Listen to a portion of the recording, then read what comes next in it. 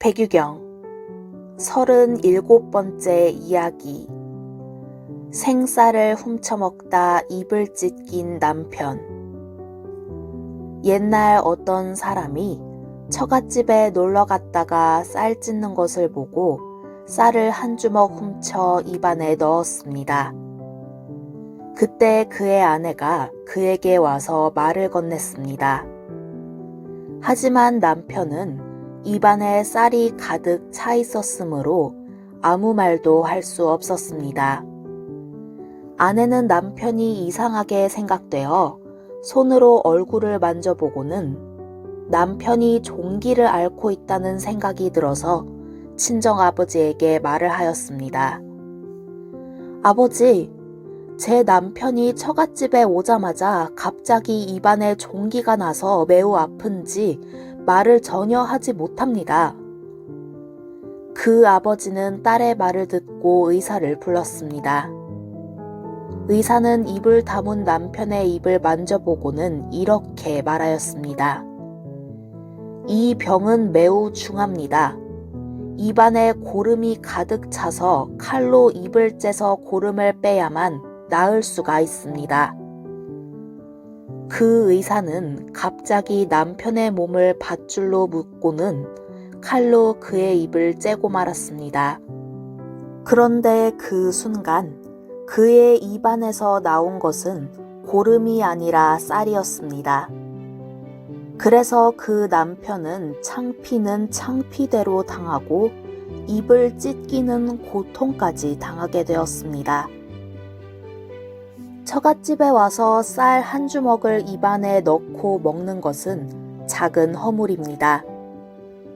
그런데 남편은 자신의 작은 허물을 드러내지 않고 끝까지 숨기며 버티고 버텼습니다.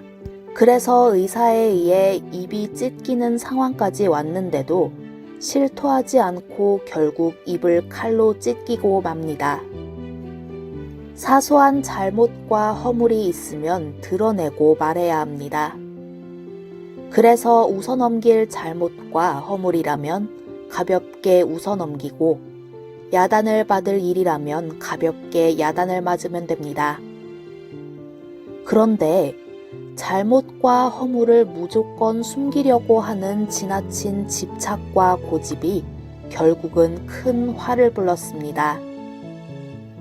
작은 실수와 잘못을 하지 않는 사람은 없습니다. 그런데 작은 실수와 잘못을 부끄럽게 생각하여 꾹꾹 숨기는 것이 습관이 되면 사람이 음흉해집니다. 다른 사람에게 쉽게 털어놓지 못하고 자기 속으로만 끙끙 앓다가 결국 큰 화를 당하게 됩니다. 자신의 작은 실수와 잘못이 있다면 밝게 드러내고 다른 사람의 작은 실수와 잘못은 웃어넘길 수 있는 넉넉한 마음을 가지도록 합시다. 그런데 남편도 문제지만 의사도 문제입니다. 의사는 환자의 상태를 살펴보지도 않고 함부로 환자의 입을 찢었습니다. 가벼운 허물까지도 숨기려고만 하는 어리석은 환자와 환자의 상태를 살피지 않고 성급하게 처방을 내리는 돌팔이 의사. 어리석은 두 사람의 잘못된 인연으로 빈대 때문에 초가삼간 태우는 비극이 발생한다는 것을 잘 통찰해야 하겠습니다. 나무 석가 모니불